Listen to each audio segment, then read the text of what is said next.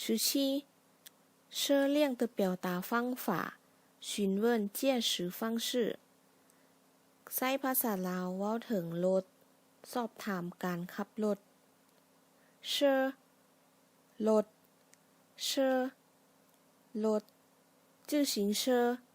รถถีบ自行车รถถีบ摩托车รถจักร摩托车รถจักร汽车รถเก๋ง汽车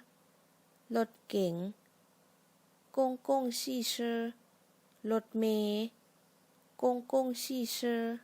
รถเมล์หัวเชอรถไฟหัวเชอรถไฟเฟยจียนต์เฟยจียนต์ฉวนเรือฉวนเรือตู้ตู้เชอรถตุกตุกตู้ตู้เชอรถตุกตุกโจลู่ย่างโจลู่ย่างช้างเผิงเชอรถสปอร์ตช้างเผิงเชอรถสปอร์ตผีขาเชอรถกระบะผีขาเชอรถกระบะช่วงผายเชอรถสองแถวช่วงผายเชอ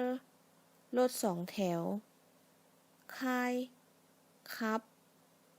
ค่ายครับสีขี่สีขี่对话练习今天你要去学校吗มื้อนี้เจ้าไปโรงเรียนบ่去你呢ไปเจ้าเด๋我也一样你要怎么去学校ไปคือกันเจ้าสิไปแนวใด我骑摩托车去学校你呢ข้อยสิขี่รถจักรไปเจ้าเด๋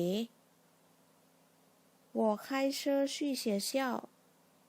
要和我一起去吗ข้อยสิขับรถไปนำข้อยบ่